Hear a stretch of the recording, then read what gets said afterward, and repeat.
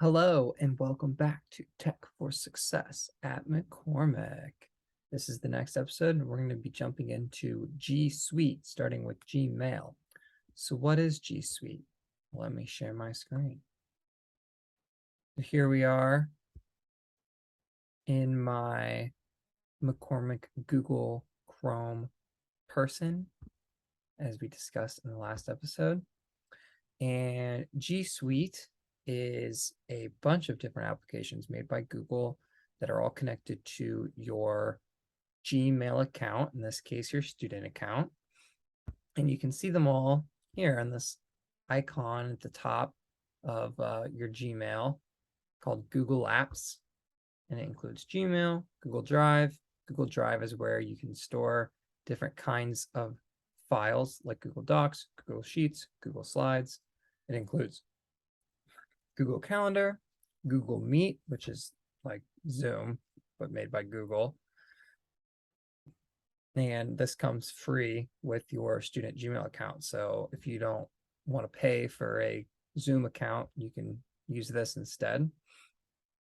And also kind of a bunch of other stuff here too. Jamboard is like an online whiteboard tool.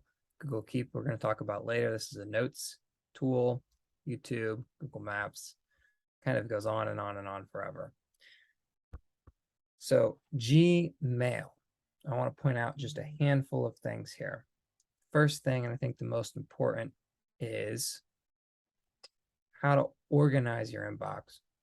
So, the old school way is you label everything and you put each email in a different folder, but nobody really does that anymore. Nobody has time to do that. What really matters is you just want the stuff in your inbox to be the things that are relevant. And you don't want stuff coming into your inbox and staying in your inbox that aren't relevant. And so the way that you can do that is by coming into here, see all settings. We're going to go to inbox. And here you can sort your inbox into sections. So there's important, starred, there's important and unread as an option. I think either of these two work great for me. And you might ask, well, what is important? Important is an AI generated label. So Google's algorithm is going to think for you. And when an email comes into your Gmail, it's going to look at that email and based on its algorithmic intelligence, label it as important or not as important. It's actually really good at doing this. It rarely gets it wrong. Sometimes it does get it wrong. We can talk about what you can do to help train your algorithm to help it get it right more often. But most of the time, it gets it right. And so what you want to do is have all of your important emails at the top, or you can do important and unread. And then below that, you can do important. And below that, you could do starred. In fact, I'm just going to change that right here, make it easier. And at the bottom, you want everything else. Okay. So come down here, save changes. So now you're going to get the different sections. At the top, important and unread. Then once you open it, it's going to go to important, then starred, and then everything else. Now, let's say, so this means that most of this junk and stuff, not, spam obviously gets filtered out automatically, but even just stuff that's like, you're on this email list and you don't really want to look at it, but you're on it anyways. All that stuff mostly is going to get automatically filtered out and it's going to end up down here and everything else. And you're not going to get a notification for it when it comes in. And so you're not going to be getting constantly bombarded with notifications, which is important. So only the things that it labels as important, which you can see by this little yellow thing right here, are going to come into here. Now, let's say somebody sends you an email and you're like, I don't see it. How can you find it? Well, you can come up here and search. And if they just sent it to you, I type in label all. And this is going to give me everything. except for I think trash. This is just a list of everything. Here's a perfect example. So Vimeo just sent me this marketing email. I've unsubscribed from Vimeo like 3 times. They always just send me more emails. And this time it didn't get it right. It marked it as important. So unfortunately, not a win for the algorithm, but I can unselect it as important. And then I can archive it. And by unselecting it as important, hopefully I'll train the algorithm to send it down here to everything else, and I won't get bothered with that kind of email anymore. What were we talking about before I got distracted by that?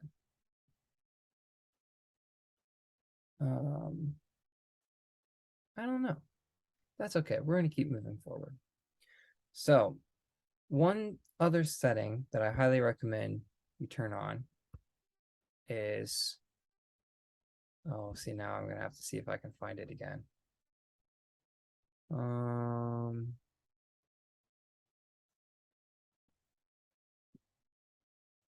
I'm going to let you try to find it on your own because I didn't think to come look for it, but I'll show you what it is. Here, there's a button, a send. No, this isn't a good option. Here, let me come.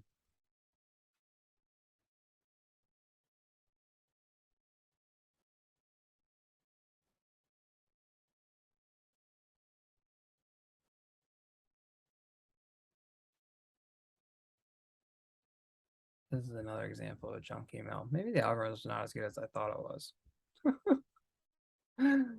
Let me come in here and I can, if I want to reply to this, and I know that when I reply to this, it's done. I added this second button here. Here's a normal send. This is the send and archive button.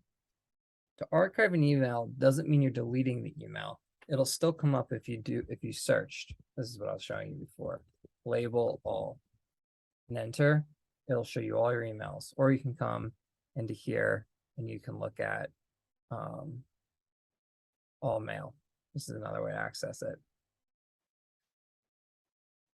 So archiving isn't deleting an email. What it's doing is it's taking your email out of your inbox. And so that means that you want to archive your emails that aren't relevant to you. So let's say this person sent me an email and I'm going to send them the answer and I know that's the end of it. I can hit send and archive in one click as opposed to hitting send and then coming up here and hitting archive. So this is a button that you can add in your settings. I highly recommend that because basically the goal is that you want your inbox to just be a list of active to-dos. So it's going to be everything unread, so new emails that you haven't read yet. And then if you have opened the email, if there's not anything you need to do in response to that email, you should just archive it immediately. And don't be worried about making a mistake. You might think, oh, but what if I am going to need this email? Don't worry, archiving is not the same thing as deleting. It'll still be there when you search for it. So in addition to being able to search label all and getting all your emails, archived, unarchived, everything except for trash and spam, what you can do is you can also just, if you're looking for a specific email from a specific person, you can search for that email address, like an email from my co-moderator, Dion. And also you can search for a keyword. Okay.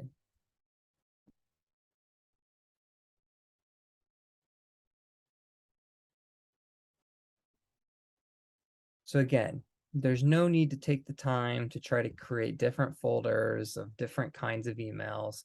Basically, there's 2 buckets. There's what's in your inbox, which is your active to-do list and things you haven't read. And there's what's in archive, which is everything that you're done with. Another important thing here is that if someone responds to an archived email, it will come back into your inbox as an unread email. And so you don't need to worry about thinking that your email chain is complete and being like, this task is done, I'm going to archive it, and then thinking, oh, but what if somebody responds to it? Am I not going to see it? You will see it. It'll end up back in your inbox under unread. Okay.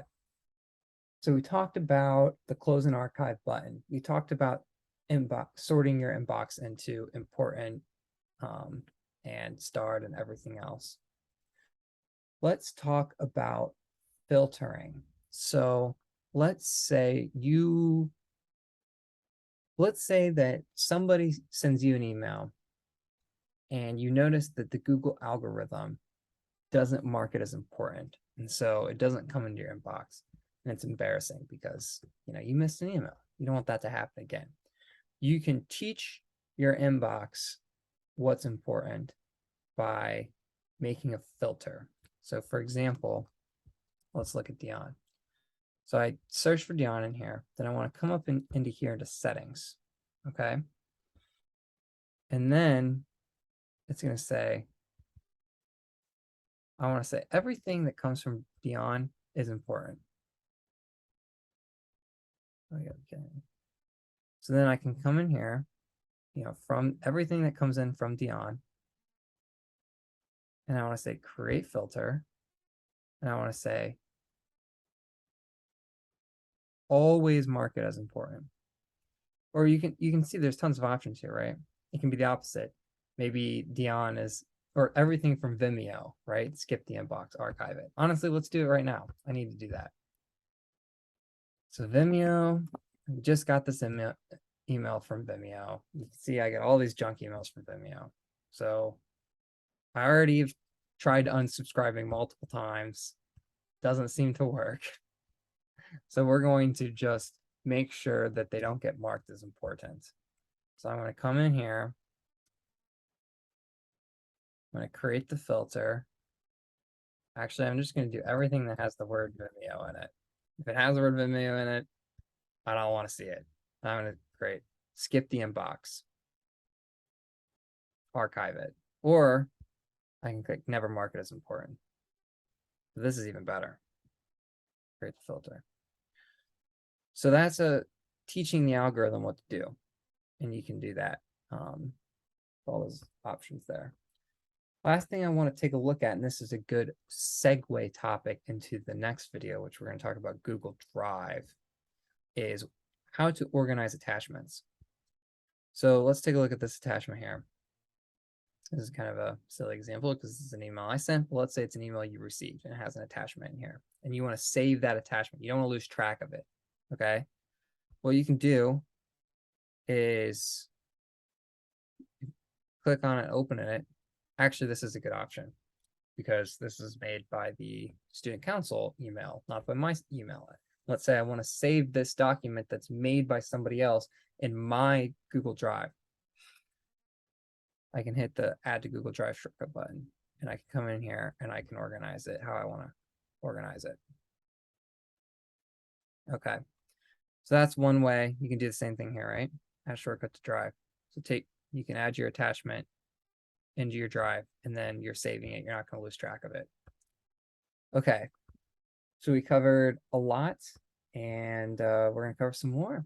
I hope this has been helpful, and we'll see you in the next video.